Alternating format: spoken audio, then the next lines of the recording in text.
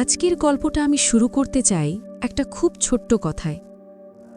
যদি কোনো মৃত মানুষ তোমাকে ফোন করে আর সে যদি তোমার নাম ধরে না ডেকে বলে, বাবা, এবার কি তুমি আমাকে চিনতে পারছো, তাহলে তুমি কি করবে? আমি জানি তোমাদের মধ্যে অনেকেই এখন ভাবছ এটা হয়তো আরেকটা ভৌতিক গল্প, আরেকটা ফেক প্যারানর্মাল সেটআপ, আরেকটা রাত ৩টের র্যান্ডম ঘোস্ট স্টোরি। কিন্তু আমি কথা দিচ্ছি, আজকের গল্পটা শেষ হওয়ার পর তোমরা হয়তো নিজের ফোনে আসা অচেনা ভয়েস নোট খুলতেও ভয় পাবে।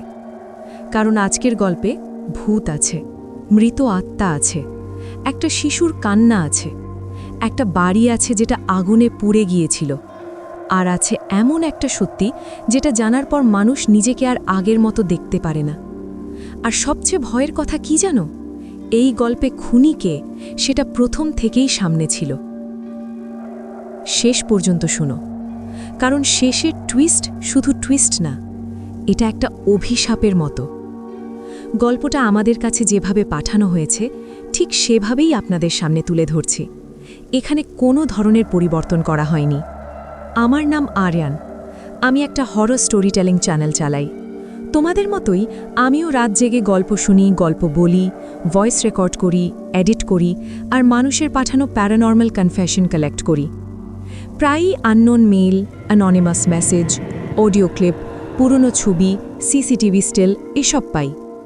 90% ফেক, কিছু অ্যাটেনশন সিকার, কিছু পিওর ননসেন্স। কিন্তু 3 মাস আগে একটা জিনিস এসেছিল যেটা ফেক বলার সাহস আমি আজও পাই না। সেদিন রাত তখন 3:17, আমি এডিট শেষ করে ল্যাপটপ বন্ধ করতে যাচ্ছি।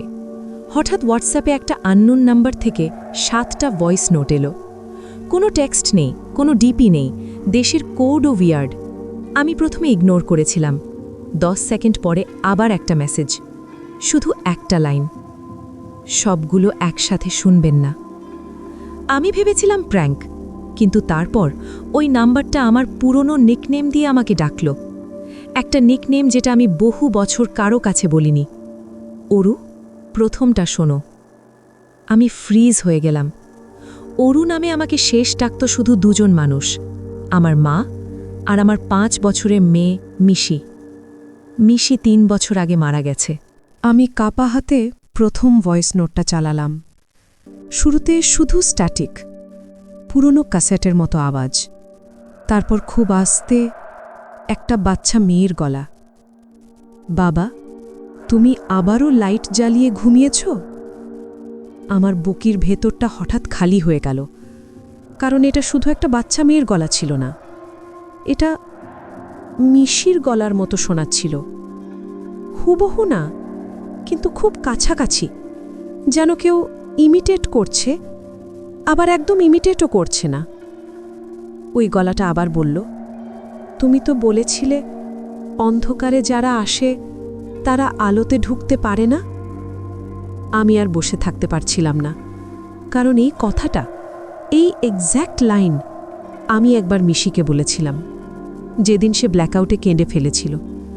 এই স্মৃতিটা পাবলিকলি কোথাও নেই, কোনো ভিডিওতে না, কোনো পোস্টে না, কোনো রেকর্ডিংয়ে না। ভয়েস নোট শেষ হবার আগে একটা শব্দ পেলাম, ধূপ ধূপ ধূপ, যেন কেউ কাঠের দরজার ওপাশ থেকে ছোট্ট হাতে টোকা দিচ্ছে। আর তারপর খুব নিচু গলায়, এবার দরজা খোলো। ভয়েস নোট শেষ। আমি সাথে সাথে নাম্বারটায় কল ব্যাক করলাম। Number unavailable. আমি দ্বিতীয়টা প্লে করিনি, পারিনি। সেই মুহূর্তে আমার মনে হয়েছিল কেউ আমাকে খুব পার্সোনালভাবে স্টক করছে, কেউ আমার ডেড ডটারকে ব্যবহার করে গেম খেলছে। তাই আমি ভয় পাইনি, আমি রেগে গিয়েছিলাম। সত্যি বলতে ভয়ে শুরু হয়েছিল দ্বিতীয় ভয়েস নোট থেকে।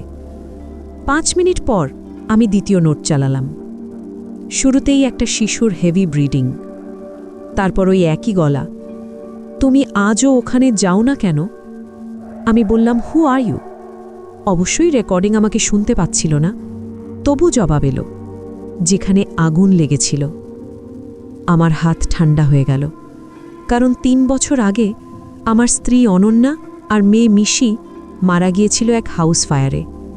পুলিশ রিপোর্ট বলেছিল শর্ট সার্কিট, আমি তখন বাইরে ছিলাম, ফিরে এসে শুধু আগুন দেখেছিলাম।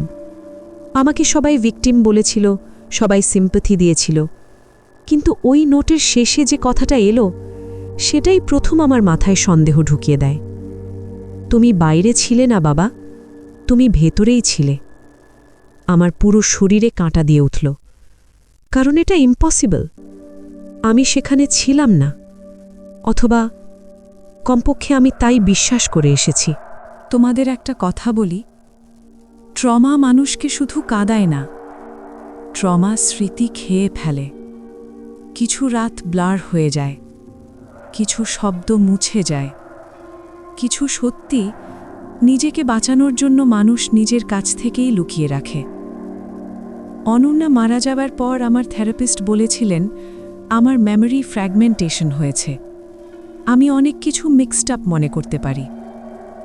কিন্তু আমি আগুন লাগার রাতটার বেসিক ফ্যাক্ট ভুলব কেন? আমি কি বাইরে ছিলাম না ভেতরে? আমি ল্যাপটপ খুলে পুরনো ফোল্ডার খুঁজলাম।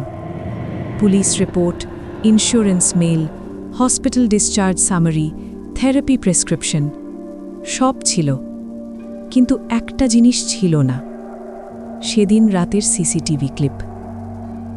আমাদের বিল্ডিংয়ের পার্কিং সিসিটিভি একসময় পুলিশ নিয়েছিল। আমি কপি চেয়েছিলাম, পাইনি, পরে ভুলে গিয়েছিলাম। ঠিক তখনই তৃতীয় ভয়েস নোট এলো। তৃতীয় নোটে প্রথমে একটা লালাবাই, হালকা ফাটা গলায় গাওয়া, ঘুম পাড়ানি মাসি পিসি। আমি চেয়ার থেকে উঠে দাঁড়ালাম, কারণ এটা অনন্যা মিশিকে ঘুম পাড়াতে গাইত। তারপর মেয়েটা বলল, মা তখন ঘুমোচ্ছিল না, মা তোমার জন্য অপেক্ষা করছিল। আমি উইসপার করে বললাম, কে তুমি? ওই গলা হেসে উঠল। না, নর্মাল বাচ্চার হাসি না, খুব শুকনো, কষ্টের, ফাঁপা। আমাকে তো তুমি আগুনের ভেতরেই রেখে চলে গিয়েছিলে। আমি সঙ্গে সঙ্গে ভয়েস নোট বন্ধ করে দিলাম। সেই রাতে আমি প্রথমবার বাথরুমে গিয়ে বমি করেছিলাম। কিন্তু ভয়ের জিনিসটা ঘোস্ট ভয়েস না, ভয়ের জিনিসটা ছিল আমার নিজের মাথার ভেতর। কারণ আমি হঠাৎ বুঝতে পারছিলাম এই কথাগুলো শুনে আমি শুধু শকড না, আমি যেন ভিতরে ভিতরে দোষীও অনুভব করছি। যেন কোথাও খুব গভীরে আমি সত্যিটা জানি, কিন্তু মনে করতে চাই না। পরদিন আমি পুরনো অ্যাপার্টমেন্ট বিল্ডিংয়ে গেলাম। বাড়িটা এখন হাফ অ্যাব্যান্ডেন্ড। আগুনের পর রেনোভেশন হয়েছিল, তারপরও ওই ফ্ল্যাটে কেউ বেশি দিন থাকেনি। কেয়ারটেকার বদলে গেছে, নতুন লোক আমাকে চিনল না, কিন্তু যখন ফ্ল্যাট নাম্বার বললাম তার মুখটা কেমন জানি হয়ে গেল। সে বলল, ওই ফ্ল্যাটে যাবেন? আমি বললাম, হ্যাঁ। সে নিচু গলায় বলল, রাতে গেলে যাবেন না স্যার, ওই ঘরে একটা বাচ্চা এখনও হাঁটে। এই ধরনের কথা আমি অনেক শুনেছি, local myth, building rumour, attention grabbing. তবু আমি জিজ্ঞেস করলাম, কে বলেছে?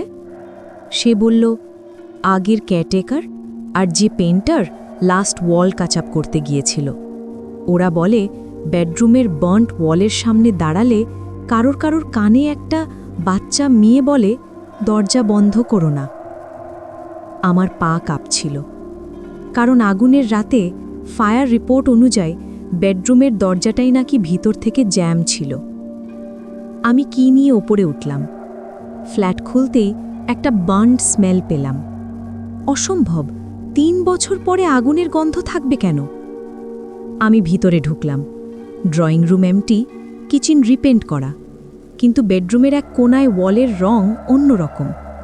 যেন ওখানে আগুন শুধু ওয়াল না, একটা স্মৃতিকেও পুড়িয়ে রেখে গেছে।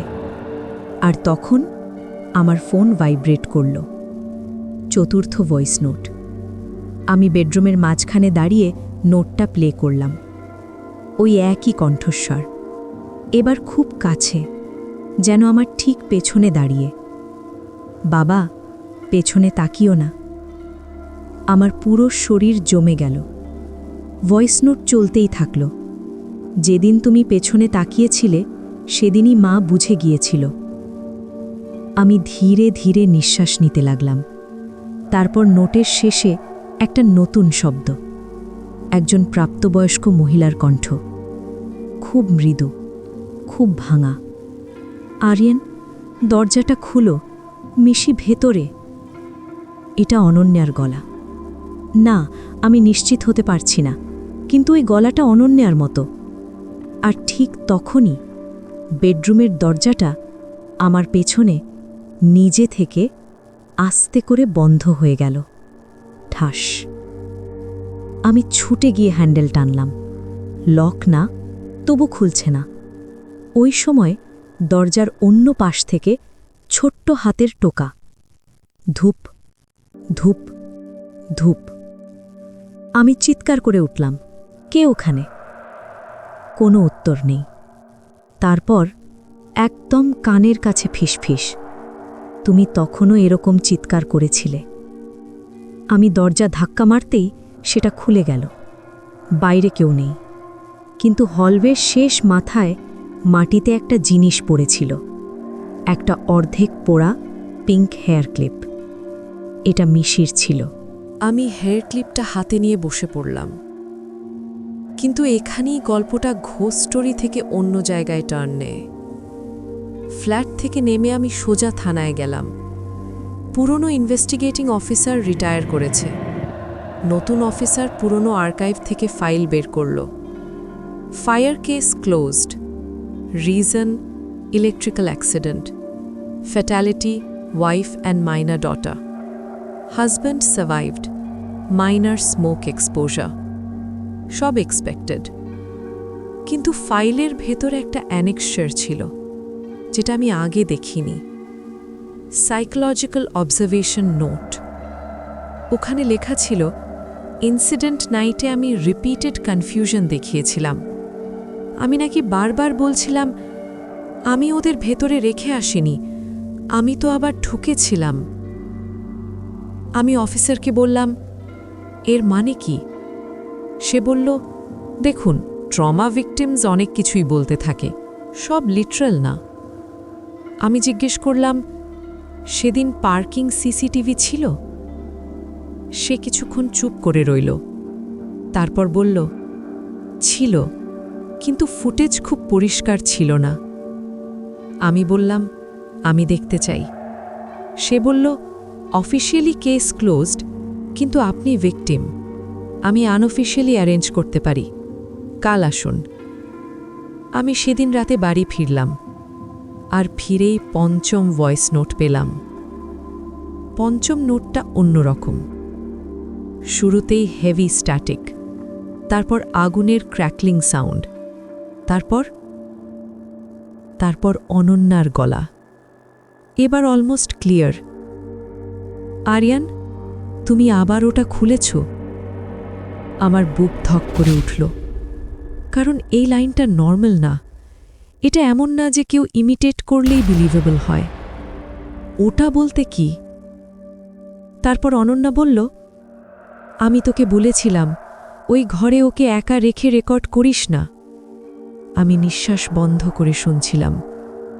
এরপর মিশির কান্না, আর তারপর অনন্যা হিস্টেরিক্যাল টোনে, দরজা খুল, খুল, আরিয়ান প্লিজ। তারপর একটা ধূপ শব্দ, কিছু পড়ে যাওয়ার আওয়াজ, তারপর সব চুপ। এই নোট শোনার পর আমার মাথায় একটা সিন আসতে শুরু করল, খুব ফ্র্যাগমেন্টেড, খুব অসম্পূর্ণ। আমি স্টুডিও রুমে রেকর্ড করছি, মিশি পাশের বেডরুমে।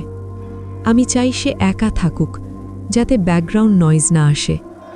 অনন্যা রেগে আছে, বৃষ্টি হচ্ছে, পাওয়ার ফ্ল্যাকচুয়েশন।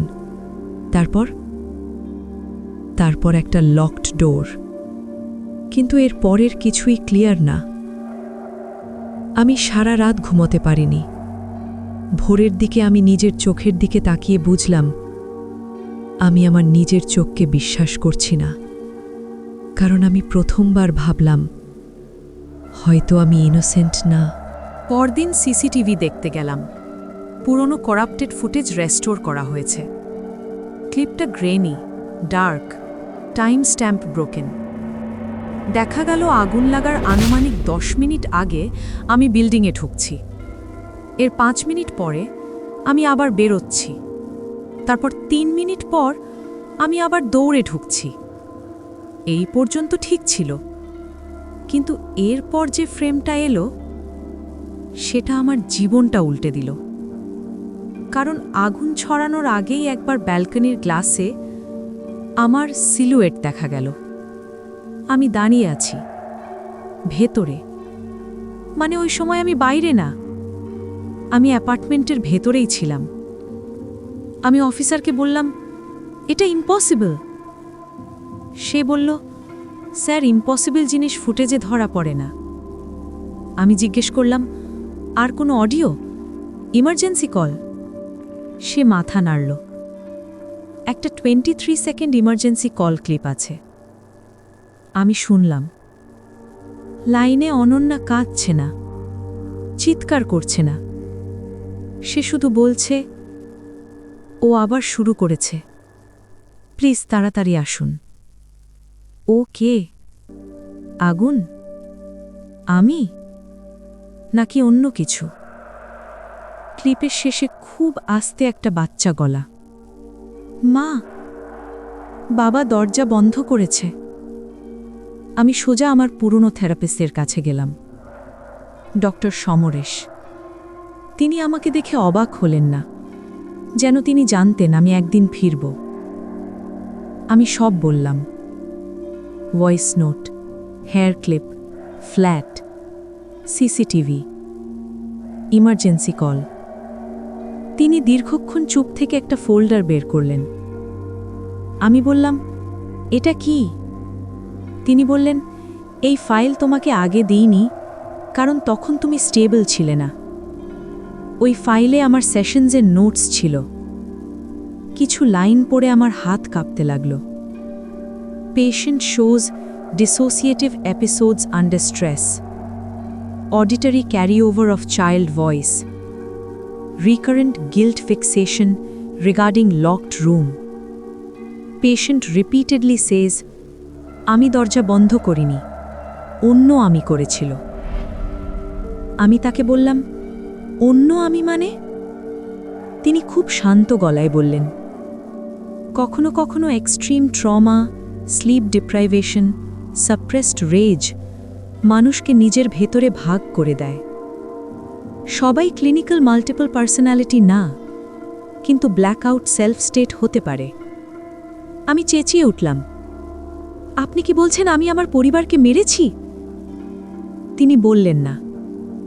তিনি শুধু বললেন, আরিয়ান, তুমি আমাকে এক সেশনে বলেছিলে আগুন লাগার আগের রাতে মিশি তোমাকে বাবা না বলে ওই লোকটা বলেছিল। আমি এটা একদমই মনে করতে পারছিলাম না।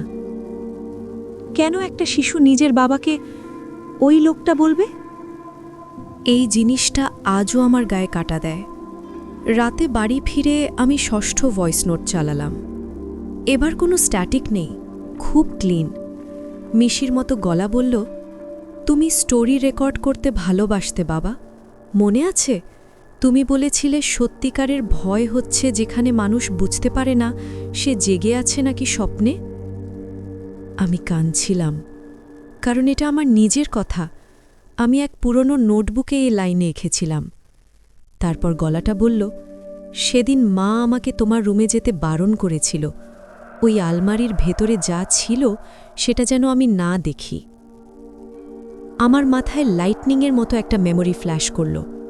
স্টুডিওর পাশে ছোট্ট স্টোর রুম, ভেতরে অদ্ভুত ওয়াল স্কেচেস, কালো ক্রেয়নে আঁকা দরজা, চোখ, আগুন, একটা ফ্যামিলি, কিন্তু বাবার মুখ কাটা। আমার নিঃশ্বাস বন্ধ হয়ে আসছিল। ভয়েস নোটে গলাটা বলল, তুমি রাতে রেকর্ড করতে করতে অন্য কারোর সঙ্গে কথা বলতে। আমি স্থির, কিন্তু রুমে তো তুমি একাই থাকতে। তারপর শেষ লাইন, মা বলতো তোমার ভয়েসের নিচে আরেকটা ভয়েস থাকে। এই নোটের পর আমি প্রথমবার নিজের পুরনো হার্ড ড্রাইভ খুললাম। আনপাবলিশড অডিও ফোল্ডার্স, একটা ফোল্ডার র নাইট সেশনস। আমি প্লে করলাম। শুরুতে আমার ভয়েস, আমি স্ক্রিপ্ট পড়ছি, তারপর পজ, তারপর 3, তারপর একটা দ্বিতীয় পুরুষ কণ্ঠ, খুব নিচু, আমারই গলা, কিন্তু অন্য টোন।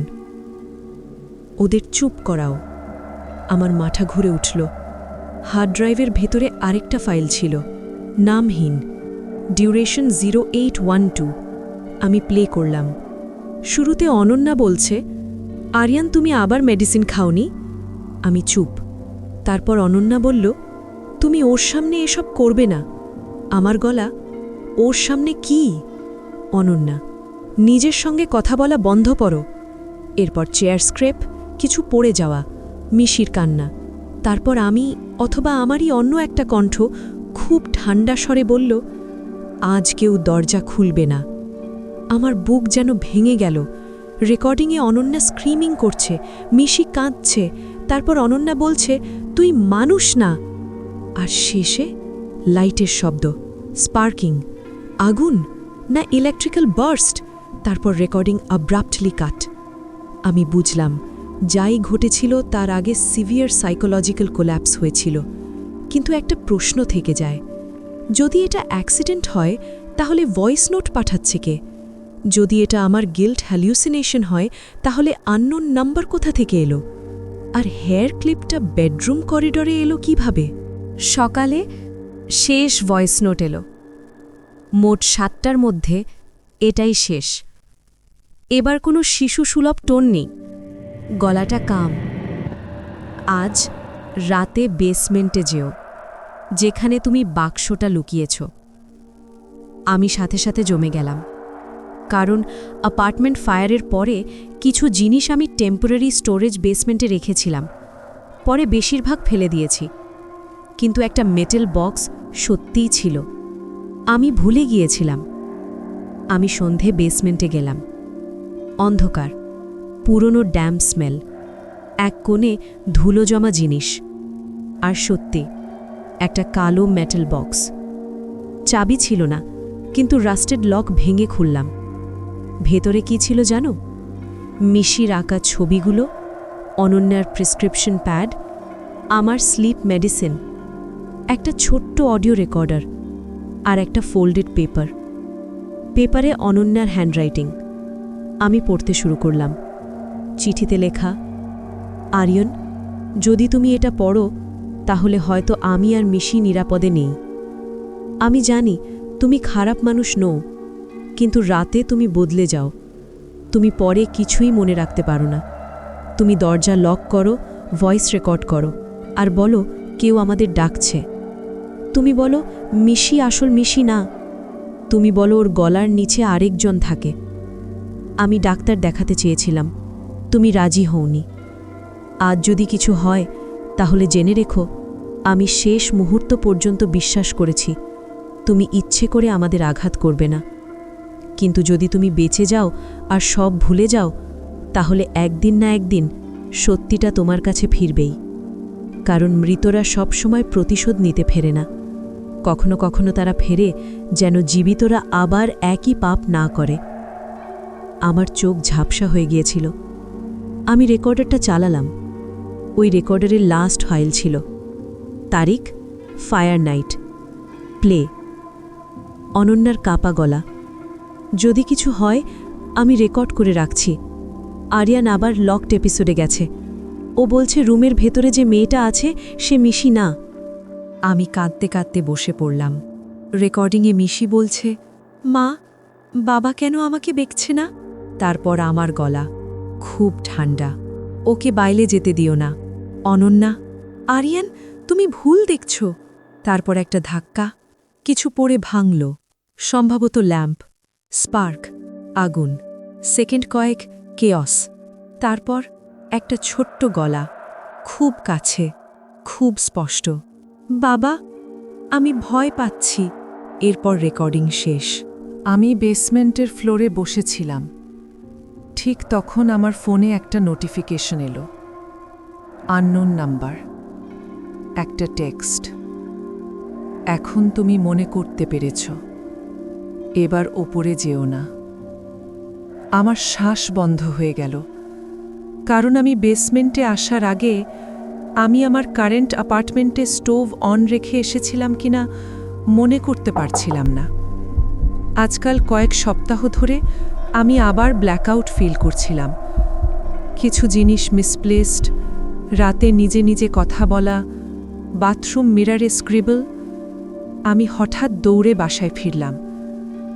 গিয়ে দেখি কিচেনে gas open, light off, bedroom door আধ খোলা, ভেতর থেকে টোকা, ধূপ ধূপ ধূপ।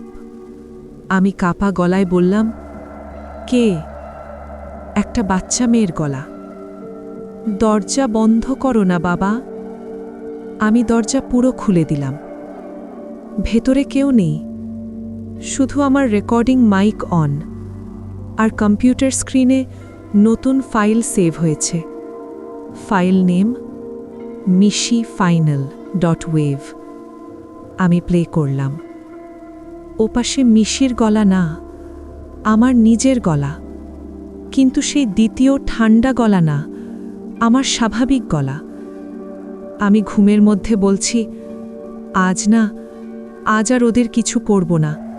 মিশি, প্লিজ আমাকে জাগিয়ে রাখো। তারপর একটা ছোট্ট কণ্ঠ, তাই তো আমি ফিরেছি বাবা। এই নাম্বারটা আর কখনো অ্যাক্টিভ হয়নি। পুলিশে যায়নি, যেতেও পারিনি। কারণ কি বলতাম? একটা মৃত মেয়ে আমাকে প্রিভেন্ট করেছে ফিউচার ক্রাইম থেকে। আমি শুধু থেরাপি রিস্টার্ট করেছি। সব রেকর্ডিং, লেটার, নোট সিকিউর করে রেখেছি। এখনও মাঝে মাঝে রাত ৩টের পরে আমার মাইক নিজে থেকে অন হয়ে যায়। কিছুদিন কোনো শব্দ পাই না, কিছুদিন স্ট্যাটিক, আর কিছু খুব খারাপ রাতে একটা ছোট্ট গলা বলে, আলোটা জ্বালিয়ে রেখো। অন্ধকারে যারা আসে তারা আলোতে ঢুকতে পারে না। কিন্তু আজ আমি জানি, ওটা আমাকে ভয় দেখানোর জন্য না, ওটা আমাকে বাঁচিয়ে রাখার জন্য। কারণ সব আত্মা প্রতিশোধ পরায়ণ হয় না। কিছু আত্মা ফিরে আসে যাদের সবচেয়ে প্রিয় মানুষটা নিজেকেই সবচেয়ে বেশি ভয় পাওয়ার মতো হয়ে গেছে। আর যদি কোনোদিন রাত ৩টে তোমার ফোনে অচেনা ভয়েস নোট আসে, আর ওপাশে একটা ছোট্ট গলা তোমাকে বাবা বলে ডাকে, তাহলে দয়া করে একটা কাজ করো, সবগুলো একসাথে শোনো না। কারণ কিছু সত্যি একবারে শুনলে মানুষ বেঁচে থাকতে পারে না। গল্পটা কেমন লাগলো কমেন্টে লিখো। তোমাদের কি মনে হয়, এটা সত্যিই মিশির আত্মা ছিল, নাকি গিল্ট আর ট্রমা মিলিয়ে তৈরি এক প্যারানর্মাল মেমোরি লুপ? আর যদি তোমরা এমন আরও deep psychological Bangla horror story চাও, তাহলে চ্যানেল সাবস্ক্রাইব করে রেখো। আজকের রাতটা শান্তিতে কাটুক, অথবা যতটা শান্তিতে কাটানো সম্ভব।